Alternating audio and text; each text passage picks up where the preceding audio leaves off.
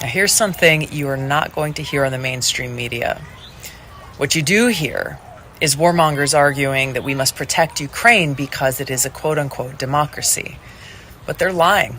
Ukraine isn't actually a democracy. For example, to hold on to power, Ukraine's president shut down the 3 TV stations that were openly criticizing him and his policies, imprisoned the head of the opposition political party that had come in second place in their elections, and went and arrested and jailed that party's leaders. This is exactly what Putin has been accused of doing. But Ukraine did this all with the support of the United States. I just wanted to say that I really think that a lot of people owe Tulsi Gabbard an apology. And I have observed the way that this woman has been treated, not only by the mainstream media, and not only by many people in her own party, or it was formerly her party, the Democratic Party, before she left, and also huge, gigantic political figures, people who like Hillary Clinton, who called her a Russian asset. And in fact, Tulsi Gabbard ended up suing Hillary Clinton. I wish that this had gotten more coverage, and I wish that it had legs to go a lot further than it did, because it was well deserved. But Tulsi Gabbard sued Hillary Clinton a couple of years ago, sued her for making these defamatory statements, for suggesting that Tulsi Gabbard is a Russian asset, for one thing. So my point is, she has taken Tulsi Gabbard, and if you don't know, some of my non-American viewers, I'm talking about the former representative of Hawaii, who is now a big podcaster, YouTube, social media star in her own right. Tulsi Gabbard has been consistently maligned for years now by the mainstream media, by people in her own party, and by big political hitters like Hillary Clinton. And she has been maligned for her bravery and courage and her willingness to question early on, to question U.S. foreign policy, specifically regarding Ukraine and Russia, and also Syria, which is another thing that just really, in a lot of ways, killed her political career, when she suggested that maybe we Americans didn't have a good enough grasp of the complexities of the issues over in Syria and the political situation, and maybe we shouldn't have been taking sides, and maybe we shouldn't have been involving ourselves in helping to create a kind of an awful conflagration of war and misery over there by our intervention. But anyway, that's a whole other thing. Ukraine.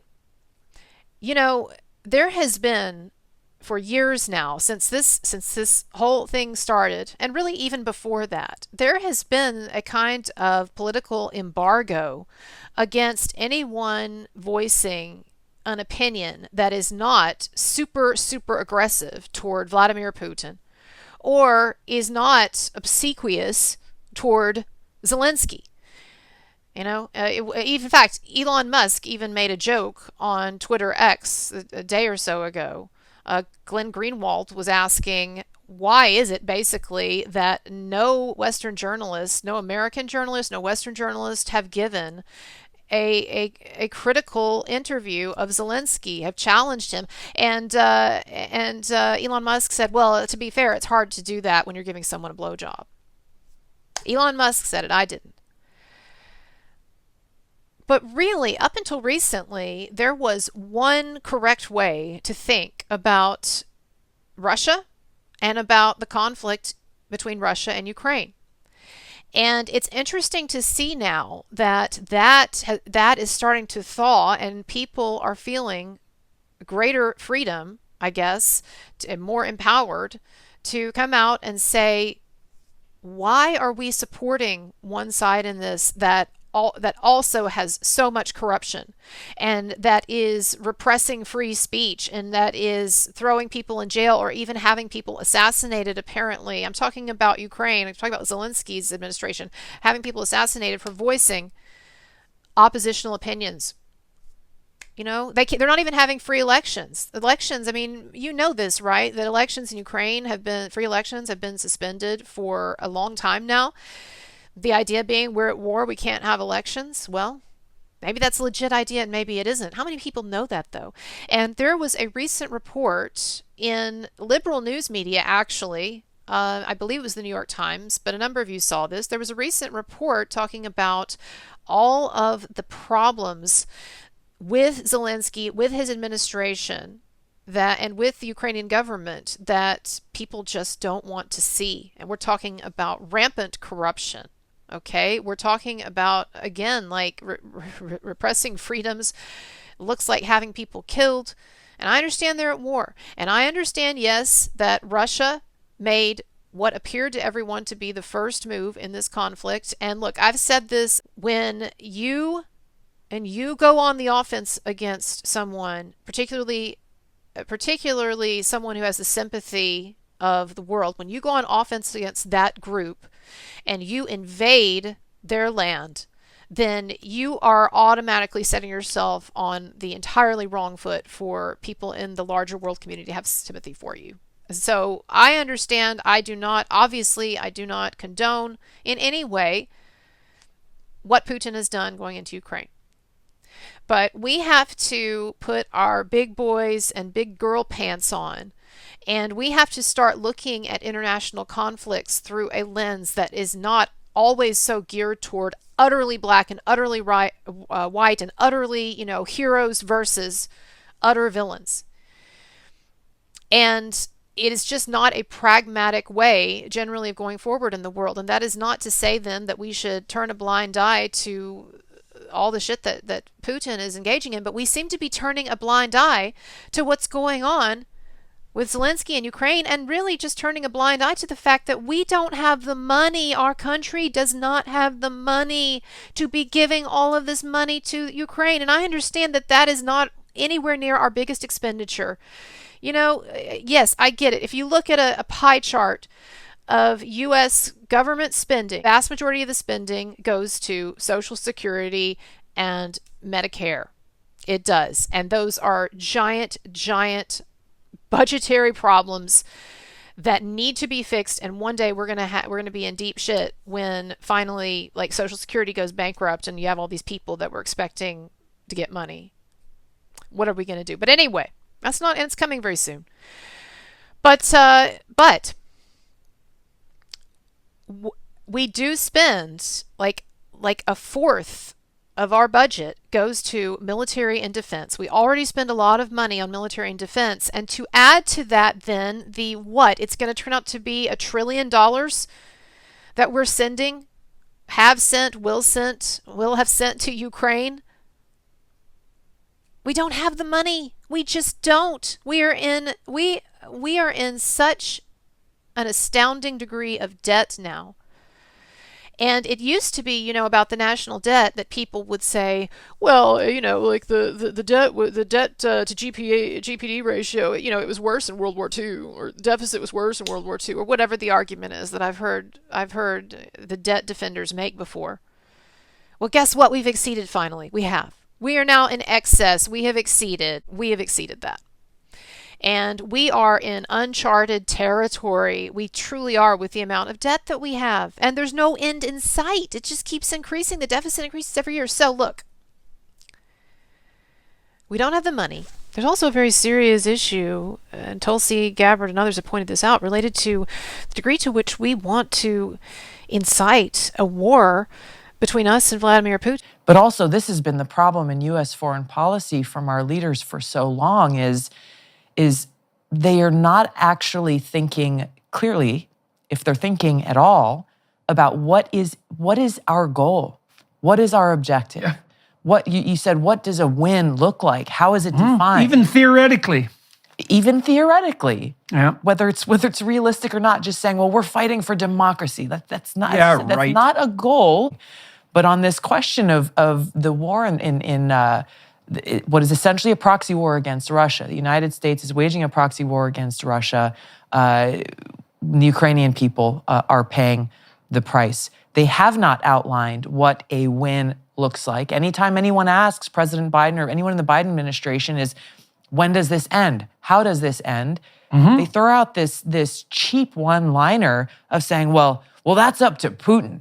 whenever Putin stops Oh, doing good. these That's good. or- That's up to the guy with the hydrogen bombs. Exactly. That's bloody brilliant. People don't understand, or they're starting to wake up to the fact that it's very odd that we have this deep emotional and fiscal affinity for the Ukraine, the sense of responsibility over there. We have to give them more money, and we have to help them in their war, and we have to help them secure their borders against Russia, right, et cetera, et cetera. But we're not even doing those things over here. And Elon Musk has pointed this out again and again lately. The utter ridiculousness of sending all of this money to the Ukraine to try to reestablish their borders. And yet, there's no interest on Biden's part, seemingly, in doing anything comparable for our own country, securing our borders. In fact, he and the federal government are working against the Texas government, which is trying to do something. So look, what I wanted to say about Tulsi Gabbard is this. She has been pointing out for years now that we have been behaving in such a way in aspects of our foreign policy, and specifically the degree to which we have been pushing NATO and NATO memberships for certain countries. You know, there is an argument that if you didn't have our aggressive foreign policy in regard to Russia and Ukraine, that maybe Putin would not have felt so threatened, so that he had to do such a dramatic and possibly self-destructive act as go into Ukraine and wage a long-term war there. You know, people like to talk about Putin as if he's like this mastermind on the one hand, and on the other hand, he's just like this out-of-control, insane dictator. But whatever the case may be, going into Ukraine was a huge, and continues to be a huge gamble. It was something that he knew would alienate most of the world from him.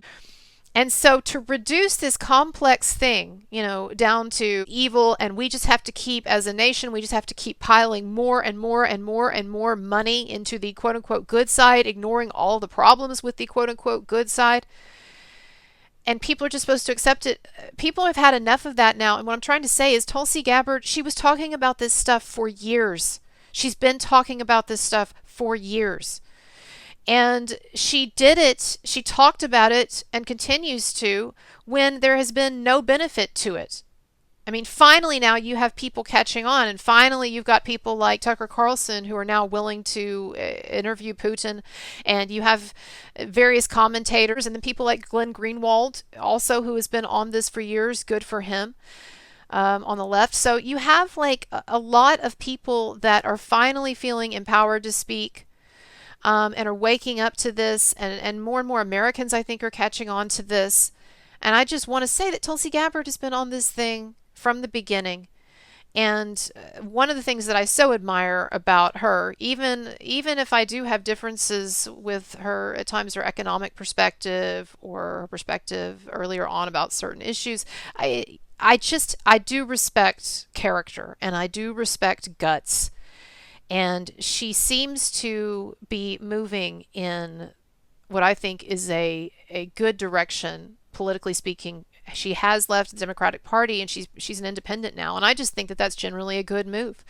I think that most of us actually are independent in our perspectives and wish that we had an alternative to the two-party system and to Biden versus Trump. But things being what they are, I really respect that there are at least a few people like Gabbard in the marketplace of ideas who seems not to have been utterly tainted by her experience in politics. And I respect that she has been for years, whether it was with Syria or now, or then with Russia, and then Russia and Ukraine, that she has been consistently a voice of cool-headedness and reason and reality.